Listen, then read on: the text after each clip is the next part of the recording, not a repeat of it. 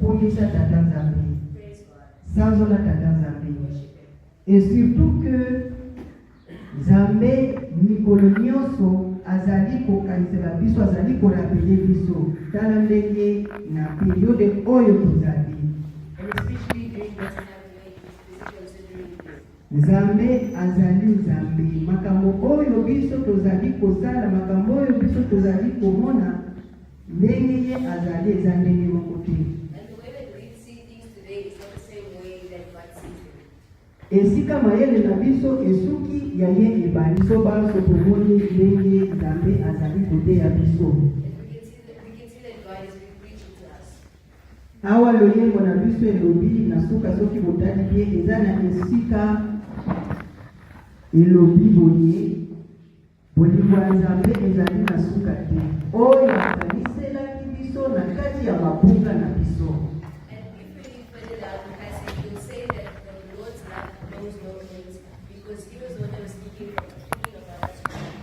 Oyo akaniselaki biso na kati ya mabunga na biso.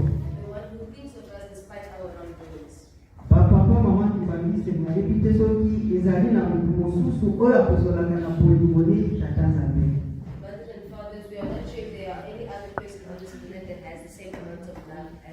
Ndenge biso tovandi awa ezali na motu mosusu oyo akozala na koyimayima kino papa simoki mbangu tianga nazali Nzambe te.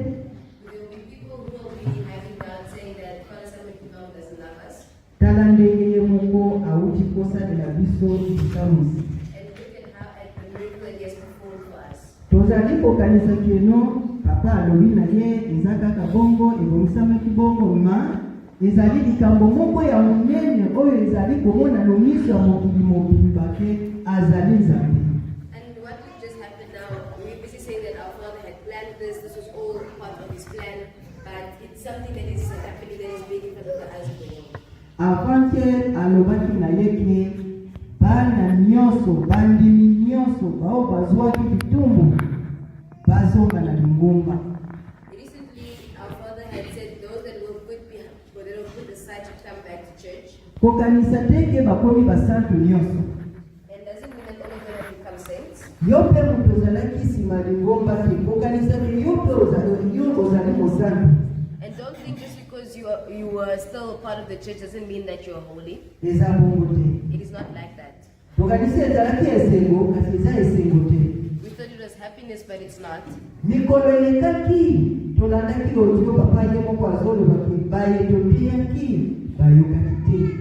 the audio has recently been shared where our Father is saying that those that were preached to did not listen. That is regret. And what did he do afterwards? And that's when he threw the net of reconciliation.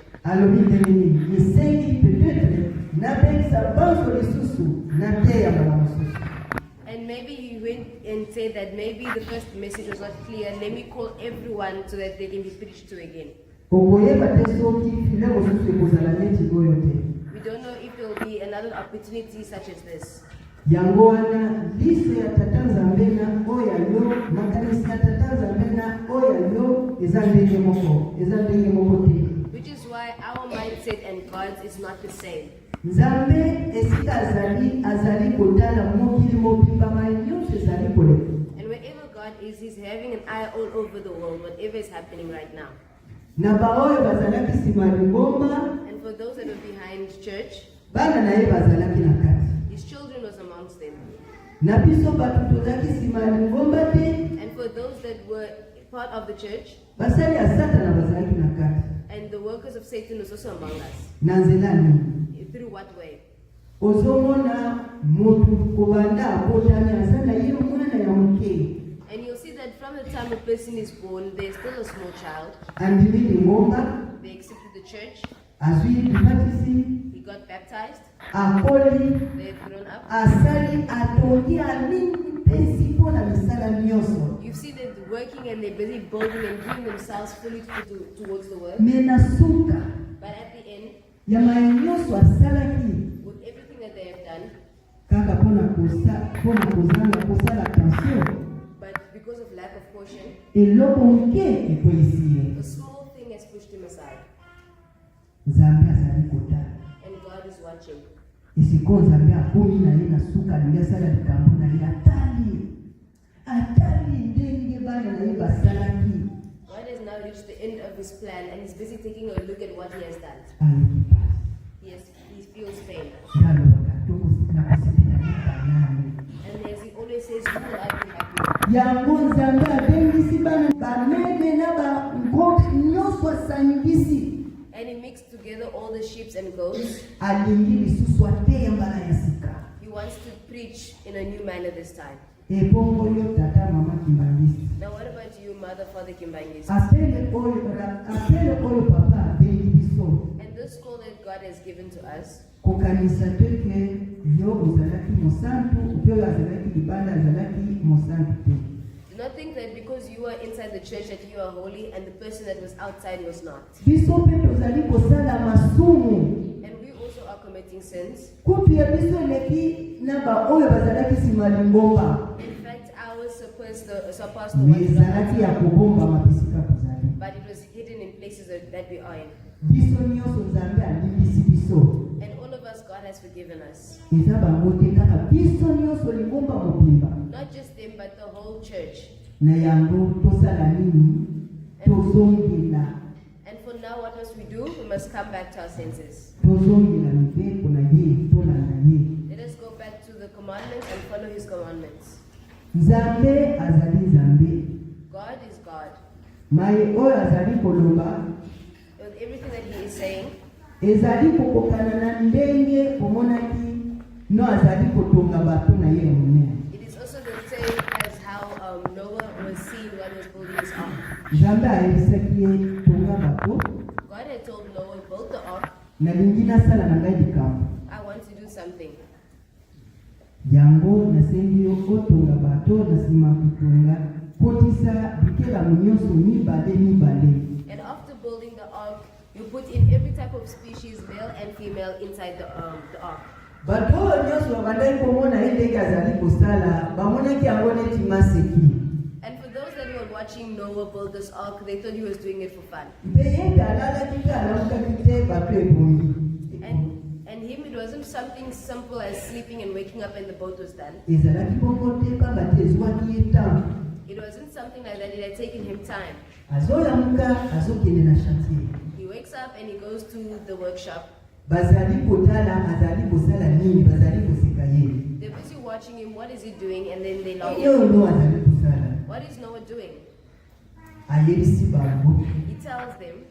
Bato ebongi. He tells them that the boat is finished. Abengisi bato bakota. He calls people to enter. Mutu moko te. No one entered. Lolendo. Pride. Lofundo. Kaka na kati na bango. Within the matter. Eye kokoma na tango Nzambe sikoyo alingi atinda mbula moko ya makasi ye koloka. And now there was a time where God wanted to send the rain that would flood the earth. Biso banso tutangaki mukanda wana. All of us had read the story. Toyebi ndenge ezala. And we know how it went. Baye kobelela. They called. Tango maye komi deja bazokufa nde babandi kokanisa. Yala bandako yebisa biso bandako. Ezali ndenge moko papa simo mbangu kyanga azali kubenga biso. And when the water had started flooding them and they started dying, that's when they started remembering all the warnings Noah had given them.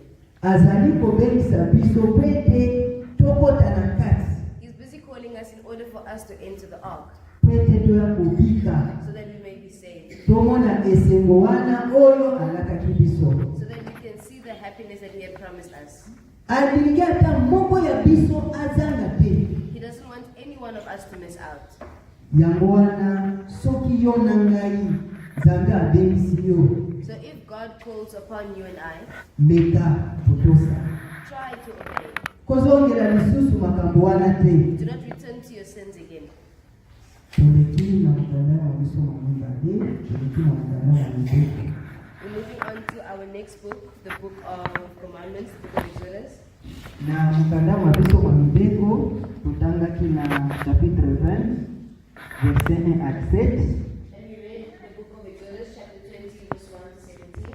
Biso banso toyebi ndenge Nzambe apesaki Moïse mibeko. And we know the story of how Moses was given the 10 Commandments with God. Tango bana na ye, tango bana ya Israeli. And when his children, the children of Israel, Babosa na kie bazongeli kusambela bikiko. they forgot about him and went back to pray to statues. Zambe aye kubengisa Moise. And God had called upon Moses. Aye kupesa ye mbeko zomi oyo tuzali kutanga lelo. And he had given him the 10 commandments in which we are reading today. Na biso bakibangisi. Uzana chance moko ya monene. We have a huge opportunity. Na mangomba mosusu In other churches, ezali na bisika atabatanga kamibeko ata une fois te. there are other churches where they do not even bother to read the 10 commandments, not even once. Kano ezali kolobela biso ba jeune. And we'll take this command, we'll emphasize on this commandment that emphasizes on the youth. Tosa tata na yo na mama na yo. Obey your mother and your father, Pwete ozala na bomo ya malamu. so that you may live a good life. Pourquoi Nzambe alobi bongo? And why is God saying so? Pourquoi Nzambe ayebisi biso totosa baboti? And why is God telling us to obey? Batata na bamama toyebike moboti ya mutu azali Nzambe ya ngai nayo awa na se ya mokili. And we know that, and as we know that your parents are your gods here on earth. Ye moko alobaki kuna na ebandelike akosala mutu oyo azali na lolenge na ye. And even himself, he said in the beginning that he will send someone that is in image-wise like him. Asimbaki mabele He touched the ground. apesi yo vie. He gave you life. Na tango oyo yo mutu And in this time, you as a person, ozali kobotama and as you're being born, okozala na tata na mama. you'll have a mother and a father. Wana ezali koloba ke baboti wana bazali ba Nzambe na yo awa na se ya mokili. Meaning that your parents are your gods here on earth. Nzambe azali koyebisa biso totosa bango. And God is telling us, let us obey them. Pourquoi Nzambe alobi na ye ke totosa baboti na biso pwete tozala na vie ya malamu na fitir oyo Nzambe azali kobongisela biso ezoya. And why is God telling us to obey our parents so that we may live along and have a happy life in the land that He is promising us? Pamba te ayebi ke yo moboti mama to papa ozali source de bénédiction ya ngai mwana na yo. Because you know that the parents are the source of blessings for the child. Yango wana biso ba jeune totosaka baboti na biso. Which is why us the youth need to obey our parents. Lelo tokomi boye na mandefu. Today we have grown up with beards, Tokomi na batolo. we have chest, Tokomi batu ya pembe. we have a lighter complexion, Tokomi batu ya minene. we become people who have gained weight, Tozwi bituka. we have acquired cars, Biloko nyonso ndenge tozali. and everything that we own today. Tozali kobosana ke tozali kozwa biloko wana pamba te baboti babongiselaki biso vie. We're forgetting that we were able to receive them because our parents were the ones to give it to us. Vie oyo tozali kovivre lelo, bomoi oyo tozali kolekela lelo, ezali kobongisela biso bomoi ya lobi oyo koya. And the life that we are living and the life that we are preparing is what is preparing us for the life in the promised land God is giving to us. Yo papa to mama kimbangisi. You, mother and father Kimbaigist, Maye nyonso ozali kosala lelo, and everything that you are doing today, ekobongisela yo na vie oyo ezali koya, it will come back to you in the life that you're preparing.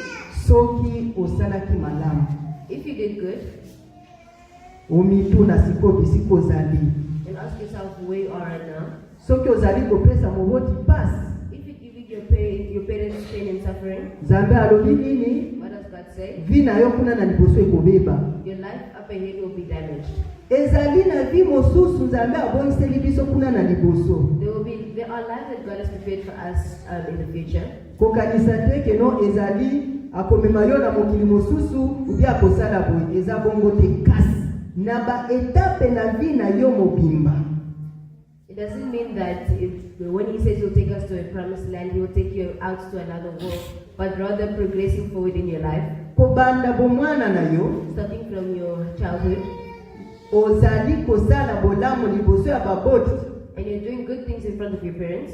Nyonso wana tango kozala adulte kozala jeune moko exemplaire. By the time you become an adult, you'll become a youthful example. pona nini uzwi mapamboli oyo ebandi epai ya baboti. Why? Because you have received a blessing that has started from your parents. Na yango wana tokosenga biso bajene totika mai ya mabe tozali kusala tolanda mai baboti bazali koteya biso. Which is why we're asking for the youth to stop all the bad things that we're doing and follow the example of our parents. Na toleki na mukanda wa biso. And we're moving on to our final book, our third book. Mukanda wa biso mwa misa tozali mukanda wa Masese chapitre 6 verset 16 à 19. And our third book is the book of Proverbs chapter 6 verse 16 to 19. Yango ezali koyebisa biso makambo oyo Yawe ayinaka. And it tells us about the things that the Lord hates. Ba papa na ba mama ndenge biso tozali lelo. Mothers and fathers, as we are here today, tumoni bolamu ya tata Nzambe. we have seen the goodness of God. Nzambe oyo auti koyamba biso. The God that came from welcoming us. Auti kozongisa biso. The God that came from bringing us back. Aye koyebisa biso lisusu maye oyo alingaka te. It's the same God that is telling us the things that He does not like. Aye kozongisa biso na kati twende ate ya biso mbala mosusu. He brings us back so they can preach to us in a new manner. Sala makasi na yo papa mama Kimbangiste. Use your strength, mother and father Kimbangiste. Meka kosimba pe kotosa maye oyo Nzambe azali koteya biso. Abide everything that God has given to us to obey. Alobi nini? What does He say? Alobi Nzambe ayinaka miso oyo etalaka batu na lolendo. And it says that 6 things are hated by the Lord, 7 things are disgusting to Him are eyes of pride. Yo tata mama Kimbangiste. You mother and father Kimbangiste. Ndenge tozali awa, ndenge longi na yo ezali komonana, ezali kolakisa valere ya molimu, mateya oyo zwaki, ezali komonana vis-a-vis na ndenge ozali kutaka. As we are here, as we have our faces, are your eyes reflecting the preaching that you have received today or the commandments that we are living up to? Kukanisa tozali koloba kotala bote, ndenge ezaleli na yo ezali. And we're not talking about physically seeing, but how you carry yourself. Ndenge elobeli na yo ezali. And how the way you speak. Ezali na mutu mosusu ere na ya azali koloba kimondimi ezali koyokana na kati ya maloba na yete. And you'll see that some people that when they are speaking, you can't even hear a hint of believing within them. Nzambe alobi aboyaka mutu oyo azali ya lolenge wana. And God, and in the Bible it says that God hates people like that. Okomona biso ozana yo mondimi. And you'll see that you as a Kimbangiste, you're a believer. Kasi bizaleli na yo na kati ya baninga eza malamu te. But then your attitude amongst your friends are not good. Alobi lisusu monoko oyo ebinisaka maloba ya lokuta. And he also talks about the tongue that speaks false words. Batata na ba mama oyo ezali makomami na kati ya mukanda ya tata Nzambe. Mothers and fathers, these are the words written in the Bible. Mikolo utaki koloba mikolo uti koleka papa azalaki kolobela biso totika kofabrike ba audio. And then the days that came to pass by, our father was speaking and telling us totika makambo ya montage na ba réseaux sociaux. Let us stop creating fake videos on social media. Pona kokweyisa baninga. Just for other people to fall down. Pona kofinga baninga. Just to insult our fellow believers. And that is not the behavior of a true Kimbangiste. And today we see things like this. But in the beginning or back then, Kimbangiste azalaki exemplaire. the Kimbangiste was the example, was the standard wherever they went. Olingaki otuna bipai na bipai. Nani nde Kimbangiste bose boyoka afinga mutu songolo boy. Azate. Kutu babanda kozwa biso neti bazoba sino tolobaka te. You'd go around and ask, where have you seen a Kimbangiste way an individual? They would say, no one. Lelo ndenge tokomi lelo. Okomi na mapeka. Okomi na chombo monene. okomi na biloko boye nyonso wana ezali kotia yo lolendo. But in fact today, they used to take us as schools saying we do not stand up for ourselves. But now, just because we've got a new phone, we've now developed body mass, now we think we can do anything. Maboko oyo esopaka makila ya innocent. And hands which take life without cause. Tozali kosopa makila ya batu na nzela ebele. Ezali kosopa obomi mbala moko akofite. Eza bongo te mekasi. Maye oyo tozali kosala montage, ozali kokosa pona moninga. Azali kozwa basi bisika nyonso azali koleka pa pona yo. And when we're speaking about killing someone, we're not talking about killing someone physically. We are killing people in many ways. For example, creating fake videos in order to hurt the next person. Batata ba mama kibangisi nzambe alingi biso mingi azali kozongisa biso na nzela ya makako. Mothers and fathers, our Father loves us very much and He's returning us to the right way. Makolo oyo ekendaka mbangu mpona kosala mabe. And the legs that sprint fast to commit a sin. Batu oyo balingaka koki banoki pona kosala mabe. Nzambe azali kotea biso mbala mosusu sino ateki biso liboso toyoka kite. Oyo ezali saison Nzambe apesi batepete bate ya biso kwete tokoka kubongwa. And for those that are very quick when it comes to committing a sin, it's like the first time the message was not clear. So our Father has now preached again, calling upon us so we can preach again. Mutu oyo alobaka makambo ya lokuta na kati ya group na kati ya association na kati ya libota ozali kosala makambo oyo ya lokuta ozali kokosa. And a false witness breathing out untrue words. Makambo wana nyonso Nzambe azali koyina yango. And those are all the things that God hates. Batata ba mama kimbangisi. Mothers and father kimbangisi. Nzoto oyo tozali kolata. The body that we are wearing. Ezali koyela biso makambo ebele. It is bringing many things upon us. Ekozangisa biso. It will make us miss our opportunity. Pamba te batu oyo nyonso ndenge bazalaki sima ya lingomba. Because for those that were behind, that were put aside, babomaki batute. They didn't kill people. Ebele ya bango bayibaki te. Many of them did not steal. Kasi lolendo ba papa mama kimbangisi. But their pride, mother and father kimbangisi. Makambo wana Nzambe azali koyina yango. And that is what God is hating. Ndenge tozali kovanda boye. And as we are seated here, ozali koyoka bien. are you feeling good? Soki otelemi ozongi obosani nyonso. But when you stand up and go out, you forget everything. Tokanisa oyo nzoto eza eloko ya pamba. Tokanisa ngonga oyo tokendaka na matanga tokikotika nzoto ya ndeko na biso ton kamarade na yo. And we tend to forget that this body is only temporary. Let us bring our minds back to when we go to funerals to go bury our loved ones. Mutu na mutu ayeba ayoka amirabele ayoka kanzoto ndengeni. Let everyone use that as a reminder to remind themselves how that feels. Okomona ndenge moninga na yo azalaki. And you'll see how your friend was. Ndenge bozalaki kosolola. And how you guys were talking. Biloko yo azalaki na yango. And all the things that they had. Kasi nyonso ekwei. But then all of them went away. Sikoyo lolendo wana ozalaki kosala. Now that arrogance that you're busy displaying. Esuki wapi papa mama kimbangisi. Where has it ended, mother and father's kimbangisi? Mokolo wana soki tozali na tokendaki matanga okoyoka mutu nyonso azali komilengela azali koyoka keno esengi na simba mipepo.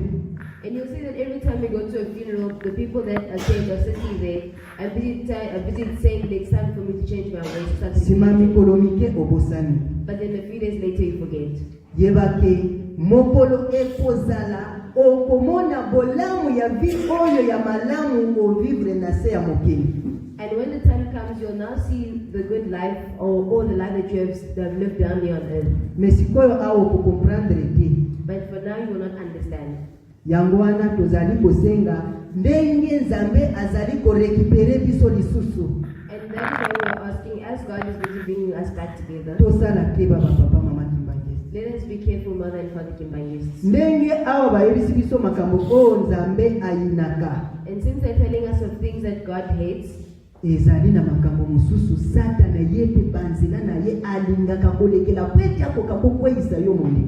we should also keep in mind that there are also certain ways that Satan comes in. Satan afanda kana yete. Satan doesn't sit down one place. Molimo oyo zali na yango. The spirit that is within him, Satan akosepela kana ngote. Satan shall not be happy with it. Akoluka banzela na ye nyoso kasi azana banzela kasi misa tuto mine akolekela kwete atungisa yo. You will look for 3 or 4 ways to find a way to disturb you. Yaliboso Satan akoluka yo na nzela ya ikobo. The first way is Satan will look for you through the way of adultery. Akosala maso akoluka yo ki atala soki akozwa yo. He will go through all the ups and downs to make sure that he catches you. Soki azwi yo te azwi nzela mosusu ake na nzela ya komela masanga. And if he doesn't catch you through adultery, then he will catch you through drinking. Akoluka yo na banzela nyoso wana. And he will look for you every single way in that manner so that he can lose you. Soki azwi yo te akoleka na nzela ya libota ata fami ukumona bazali kotungisa bazali ko inayo pamba ukumitu na pona nini boye. And you'll see that the next way that you'll try is to go through family. Now all of a sudden your family is still their backs against you. Akoleka na kati ya bakamarade baninga na yo bandiko na yo na kati ya mvuma bakotungisa bako inayo pamba kwete oteme yo kapasi. You will go through the way of family members and friends and all the people that you are together with in the group. You'll be asking yourself why. Let us be careful. Soki azuyonte kuna aleki na kati ya ndako ayeli yo na kati ya ndako papa to mama aya koti na kati. And if he doesn't catch you through there, then he will catch you through within your household, whether through your mother. Okomona papa azali koloba, mama azali kokate, mama azali koba, papa azali koyokate, Satan azali kolukanzela kweta kwa isabino. And then you'll see that your wife is talking, but the husband is refusing to listen, or the husband is talking, but the wife is refusing to listen. And if that doesn't work, you'll try to go through the ways of the children that you have given birth to.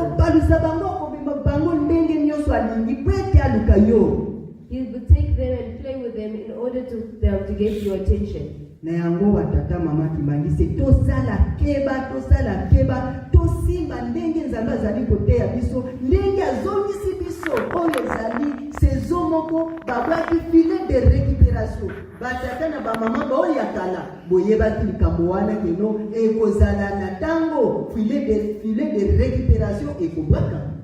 And as we are now, God has given us an opportunity to have a chance of reconciliation. We don't know if there will be a greater opportunity than this to come in the future. And we are seeing it as something simple.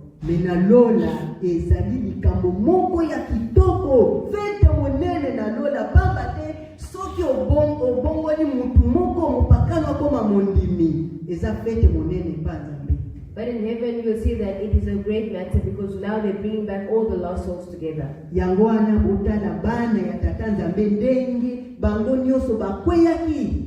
that's why you'll see that how the children of God had fallen.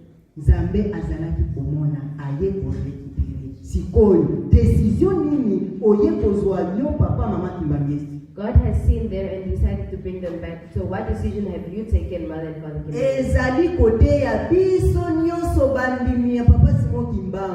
is a preaching to all of us, the children of Father Simon Kimbang.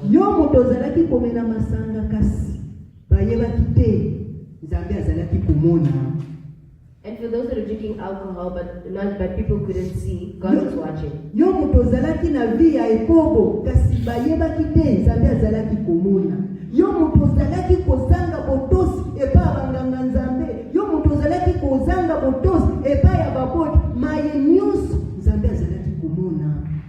And for those that are busy committing adultery and committing all kinds of sins, but that was hiding from other people, just know that God was watching you.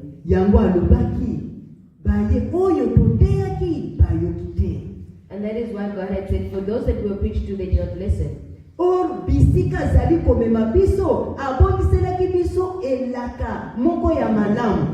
wherever we are going, He has prepared for us a blessing.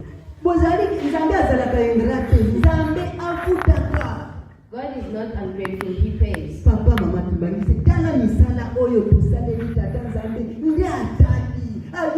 mawa bana oyo na tei bazali koyoka te a récupérer biso lelo papa mama Kimangiste zwa décision. Mother and Father Kimangiste, God has preached to us, saying with the pain in his heart, telling us to come back to him. Merci na banzembo nyonso oyo toyoki mpona kokolonga lelo Nzambe aboniselaki biso makambo moko ya kitoko ezele pa dirigeant na jeteki. And thank you for the song you sang today. God has prepared something beautiful for us. Nzambe alingaki ateya biso po ete toyoka. God wanted to preach to us in order for us to listen. Papa mama Kimangiste Father, simba makasi kozongela lisusu te. We are asking, abide by the commandments, do not go back to your sins. Nzambe kosala makambo ya boye ayebi pona nini. For God to do something like this, he knew the reason why. Nani akozala na motema malamu neti tata Nzambe bana. Who will ever have such a good heart like as God? Mutu oyo tozali kofinga, tozali kozanga botosi, tozali konyokola basali na ye, tozali kosala mabe kasi nyonso wana pangisi akali motema lobi bana boya. And for the ones that we are insulting God, we're busy hurting him, busy hurting the people that he has sent. He's calling us back to his arms again. Oya koya kolobaka yoka kina yete akozala te. Tosengi nzembwe papa ya jeteki. Nzembo oyo bayembaki ya selue boyemba yango na version ya lingala pete bamisusu bayoka. Soki eza na lingala, soki jeteki eza na mona lingala te biso nyonso moko oyo ayebi apesi yango toyebi bana moko. Ezalaki ya liboso.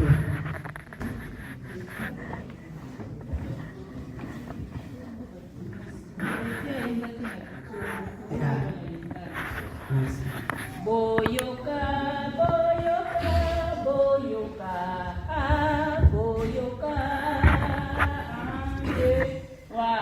boyoka, boyoka, boyoka, nakeli otikala nakimya, nakeli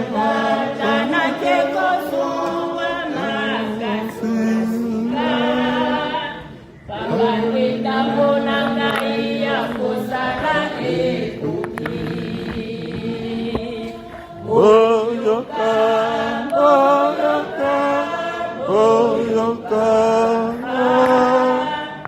nanakei potikala nakimya, nakepatata nakekosuwa makasi ya sika, pamatenda mona ngai ya kosala ekoki.